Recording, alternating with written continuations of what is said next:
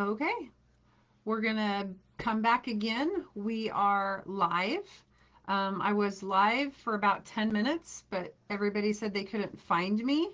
So I'm gonna start over again. So hopefully everybody is back. Um,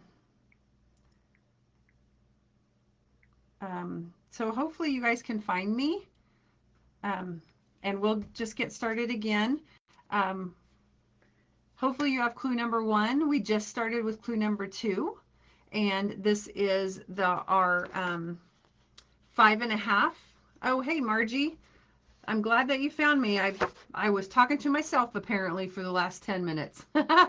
So our first clue was our card base was 5.5 by 7.5, and we scored it at 4 1/4.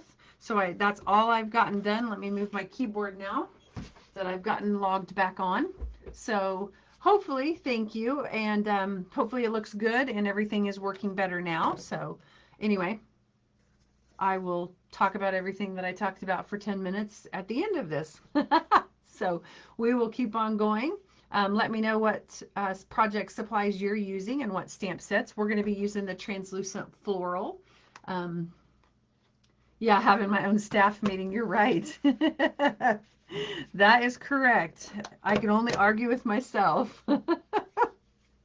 I love it. I love it. So anyway, yes. So clue number 2 is to take that card base, if you have it ready. And I will post the instructions because I forgot to print out clue number 1, or after I printed it out and it was had a typo, I must have thrown it away. So I forgot to do that. And it is posted on the event. So if you want to go back to the event, I did post that clue number 1, which has all the measurements on it. And I'll try to post it again under this video. So anyway, we've got clue number 2. So hopefully that's got everybody on to clue number 2. Like I said, this card is going to be fast and easy. You are going to love it. Now, here's where it kind of gets wonky because I called this one clue number 2, but this is actually going to be clue number 3. So I guess I got off on my numbering. I got excited and got off on my numbering. So adhere the designer series paper that measures 3 by 5 1/4, which is this one, to the front flap that is created when scoring. Okay, so it's just saying that when we score this, it's going to create a front flap. I didn't bring my bone folder over, so I'll just use that, my snips. So it's just saying that this has created a flap here, and we're going to take this. Isn't this paper gorgeous? This is an online exclusive paper, so check out the online exclusives. And I know some people just hate glue, so I'm going to just use my tear and tape today, just to show you you can use tear and tape for everything. You don't have to use glue at all. Tear and tape just doesn't give you any give. So once you stick it down, you are not going to slide it. But it is really fast and easy to use. So you just kind of put it on there, tears off real easy. And then you just kind of have to mess with it this way. So they both have their downside, you know. This one you have to peel off. And the glue, you have to just make sure you don't get too much on there. And sometimes it gets on your fingers. So I don't know. You pick which one is your favorite. But I'm going to use this. Oh, I pulled that out of the way. Okay, so we're going to adhere this to the front flap that was created when scoring. So we're just going to put that down right there. Remember, with the tear and tape, you are not going to move it. So it is not moving. Let me see if Becky can find me here. Glue is my friend too, Margie. I know, I love the glue. So let me just message there. Let everybody know it's Facebook. I thought I made that clear, but I didn't. Okay, so I love glue, but I'm just going to show you that you can use tear and tape if you don't like the glue. Most of the people that don't like glue just use too much glue, and then they get it all over, and that's why they don't like it. So, okay. Are you stamping along, Margie, or are you just watching? Okay. So this is going to be actually clue number 4, but I'm all wonky with my clues. So adhere the designer series paper that measures 3 1/4 3/4 by 5 1/4 to the right hand side of the card base. So I'm going to use this cute little one with the little tiny designer series paper pattern. I could use either one, but we're going to do this one. I just love the little tiny flowers.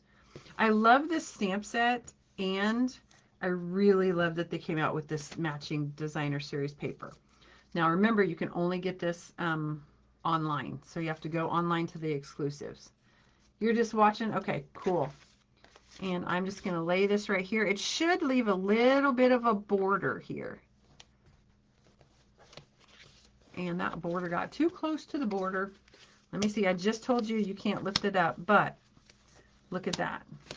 If you don't press it too hard, you might have a little bit of time putting it back down. There we go. That looks better. So I guess you do have a little bit of time. Ew, isn't that pretty already? I love, look at that. So simple. So simple. Just with that, our designer series paper just makes things so much easier to craft with. It just is so easy. Okay, so here is actually clue number 5, but it's mislabeled. So we're going to take the whiter vanilla piece and put it to the inside. Stamp greeting and or image to coordinate. So usually what we're going to do is we always want to stamp first. That way if we mess it up, we can flip it over. So I'm going to use just this little guy from the Translucent Floral Bundle. And I'm going to stamp him in soft seafoam. And I'm just going to kind of decorate this little guy on the inside. So we'll have just that. And then I'm going to say, I want a birthday card, because don't we all need birthday cards? We always need birthday cards. And this stamp set has so much fun. So we're going to do wishing you all the happiness in the world. I got that on really crooked. And I'm going to use my Blackberry Bliss pad and stamp it down as best I can when I'm not directly over it. Okay. So, and it says to adhere it. Like I said, always stamp first. Then if you mess it up, you can always stamp on the back. But we did not. So let's go ahead and adhere this to the inside behind the flap. So this is going to just go right behind that little flap that we made. Hopefully Becky gets on here. Becky was trying to find me on YouTube. So, but I don't see her on here. Okay, so this goes. Hopefully I'm still in line of sight there. This gets pulled off. And I know, see, I just think blue is so much easier, but that's okay. So then I'm just going to line that up right there. And then this covers that. I know, I love it. I love it. So then we're going to pull this back. And let's see what the next clue is. Or actually, our card's just about done, guys.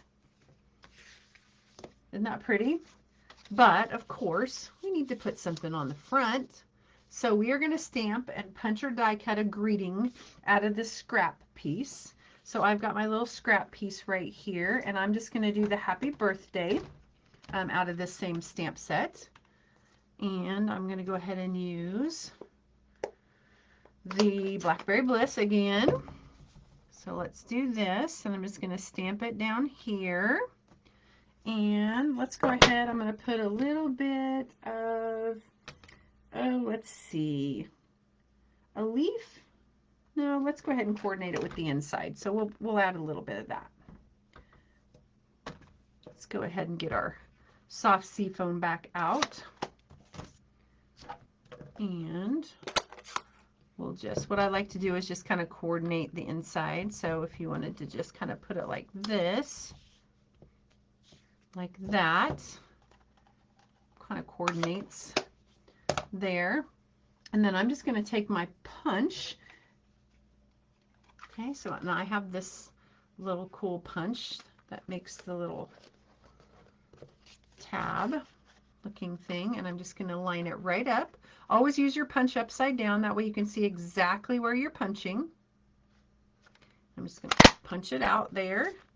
And see, this actually has a little thing where you could make a little loop for the ribbon, or it has a little dot that it does for if you'd rather use like thread, linen thread or something tiny like that. So it's a really neat punch.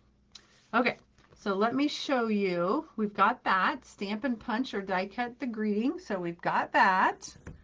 We're rolling right along. Oh, let me see. Maybe somebody couldn't find me. They still can't find me. Well, anyway, we're going to keep going on. We are almost done here, and then I will post this so you all can go back and review it. Okay, the next, add ribbon along with greeting to card front with dimensionals. Let me show you a trick with ribbon. So I'm going to take just some of my iridescent ribbon here. I'm going to cut it off using my snips. And here's how I like to adhere my ribbon. I like to use, you can use dimensionals. There's not as much adhesive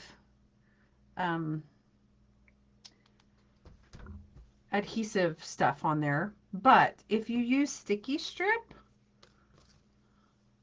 you can put down,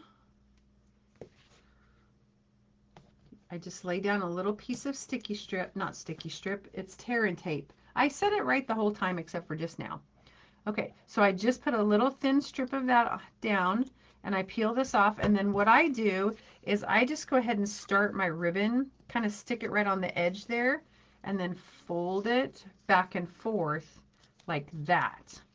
And then that way it's already stuck down there. You don't have to worry about you know, whether the dimensionals are going to hold it, or whether when you put your tab on the top, whether it's going to pop off.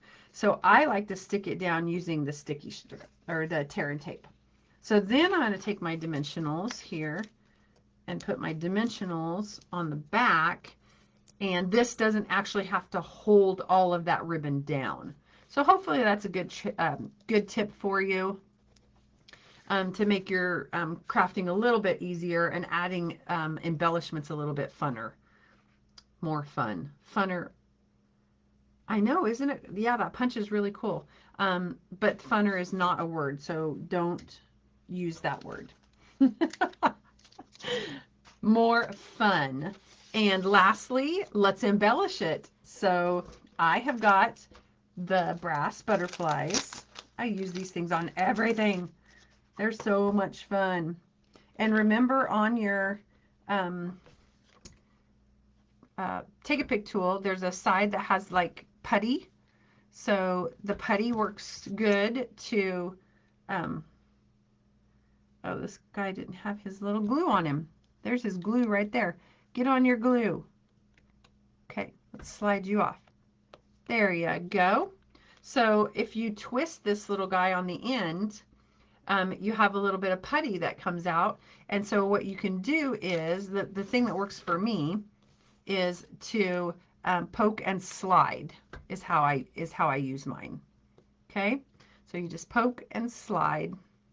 And let's see, where do you want to go? Let's put you right there. Okay, and there is your completed card. What do you think? Isn't that cute? Here's the one that I did earlier. So very similar, the same. I kind of used the same patterns, but what do you think? Isn't that a fun, easy pattern? Now I want to see all of the different ones that you guys can come up with, because I know, what about the Zany Zoo? You know, if you made one with the Zany Zoo, this would be a cute kids card and really easy, simple. You could do a lot of them really quickly. All you have to do is start with that card base, which is 5.5 by 7.5, and score it at 4 1/4. And then you've already got the measurements for the two little pieces. So fun. I'm gonna grab my Zany Zoo. Oh, what about the Gone Fishing one for a man's card? You could make the base like you could use Kraft or crumb cake, or you could use espresso and layer the fish paper on top, and you'd hardly have to do anything else. Just use like twine instead of a ribbon. Oh, fabulous. Okay, guys, sorry that we had so many technical difficulties. I apologize. But we will schedule another one for next month. I have a lot of events that are coming up that are in person. I'm going to try to get some more virtual events scheduled. Yeah, thinking fishing, me too. I just now thought of that. I thought, ooh, that would be great for a man's card. And you know, it's always so hard to come up with good masculine cards. So that'd be a great idea. I can't wait to, my paper's right behind me. I'm gonna try it as soon as I get done. And then maybe I'll post it here. So I want to see your cards too. So make sure you post them and let me see them.